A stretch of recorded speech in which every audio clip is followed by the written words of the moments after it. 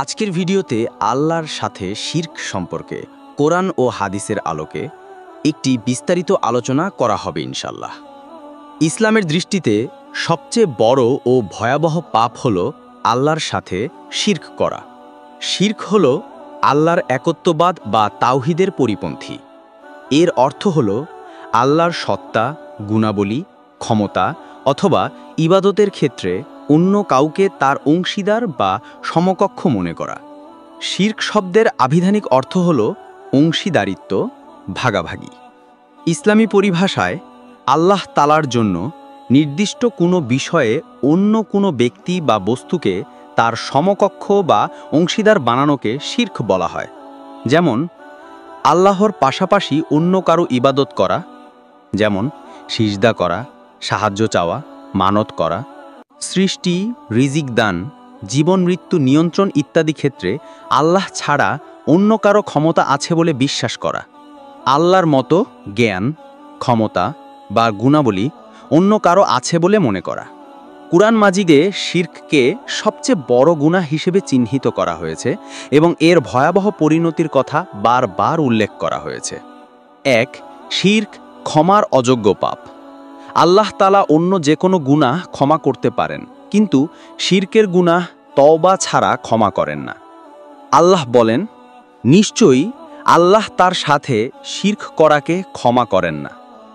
এছাড়া অন্যান্য পাপ যাকে ইচ্ছা ক্ষমা করেন। আর যে আল্লাহর সাথে শিরক করে সে এক মহাপাপ রচনা করে। সূরা নিসা ৪৮ নম্বর আয়াত। ২. শিরক হল সবচেয়ে বড় জুলুম। হযরত লুকমান আলাইহিস সালাম তার পুত্রকে উপদেশ দিতে গিয়ে বলেন, এই কথা স্মরণ করো যখন লুকমান তার পুত্রকে উপদেশ দিতে গিয়ে বলেছিল, হে আমার পুত্র, আল্লাহর সাথে শিরক করো না। নিশ্চয়ই শিরক হচ্ছে সবচেয়ে বড় জুলুম। সূরা লুকমান ১৩ নম্বর আয়াত। ৩. শিরক সমস্ত নেক আমল ধ্বংস করে দেয়। একজন ব্যক্তি যত ভালো কাজই করুক না কেন, শিরক করলে তার সমস্ত আমল বাতিল হয়ে যায়। আল্লাহ বলেন, আপনার প্রতি এবং আপনার পূর্ববর্তীদের প্রতি অবশ্যই ওহী পাঠানো হয়েছে যে যদি আপনি শিরক করেন তবে আপনার সকল আমল নিষ্ফল হয়ে যাবে এবং আপনি অবশ্যই ক্ষতিগ্রস্তদের অন্তর্ভুক্ত হবেন। সূরা আল জুমার ৬৫ নম্বর আয়াত। ৪. মুশরিকের জন্য জান্নাত হারাম। যেই ব্যক্তি শিরক অবস্থায় মৃত্যুবরণ করবে তার জন্য আল্লাহ জান্নাত হারাম করে দিয়েছেন। আল্লাহ বলেন, নিশ্চয়ই যেই ব্যক্তি আল্লাহর সাথে শিরক করে আল্লাহ তার জন্য জান্নাত হারাম করে দেন এবং তার বাসস্থান হয় জাহান্নাম, আর জালিমদের জন্য কোনো সাহায্যকারী নাই। সূরা আল মাইদা ৭২ নম্বর আয়াত। শিরককে প্রধানত দুই ভাগে ভাগ করা হয়। ১. শিরকে আকবর, বড় শিরক। এটি সবচেয়ে মারাত্মক শিরক যা একজন ব্যক্তিকে ইসলাম থেকে বের করে দেয়। এর উপর মৃত্যুবরণ করলে চিরস্থায়ী জাহান্নামী হতে হবে।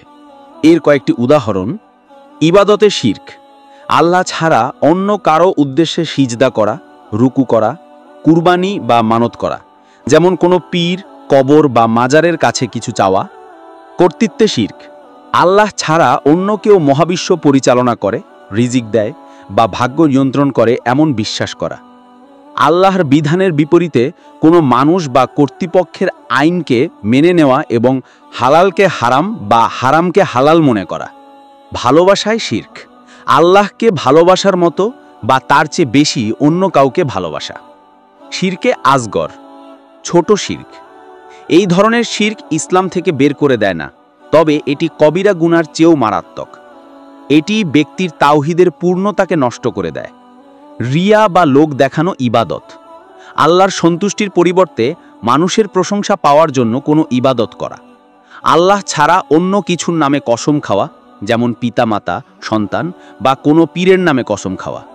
তাবিজ, কবজ বা সুতা ইত্যাদিতে বিশ্বাস করা।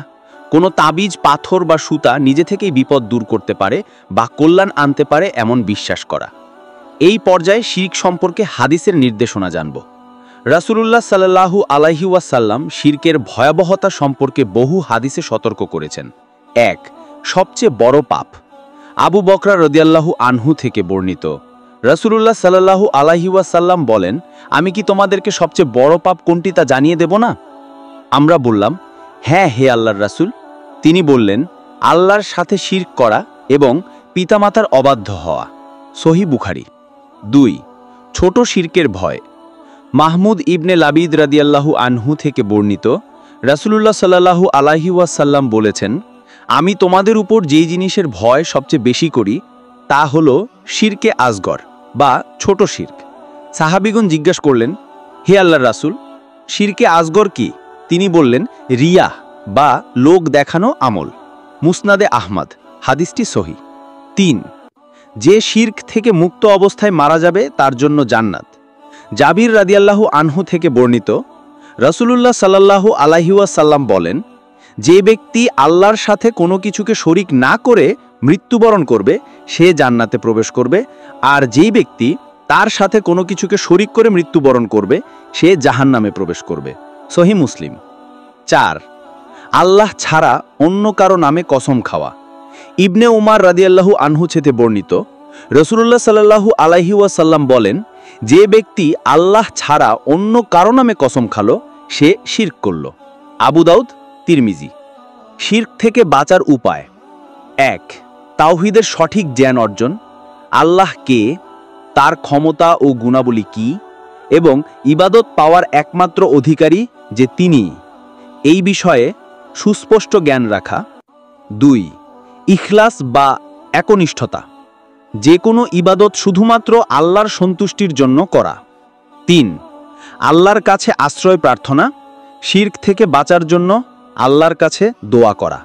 সবশেষে, শিরক হলো বান্দার প্রতি আল্লাহর সবচেয়ে বড় অধিকার, তাওহীদ লঙ্ঘন করার নামান্তর। এটি মানুষের সম্মানকে ভুলুণ্ঠিত করে এবং তাকে আল্লাহর রহমত থেকে চিরতরে বঞ্চিত করে দেয়। তাই প্রত্যেক মুসলিমের কর্তব্য হলো শিরকের সকল রূপ সম্পর্কে জানা এবং সচেতনভাবে তা থেকে বেঁচে থাকার জন্য সর্বোচ্চ চেষ্টা করা।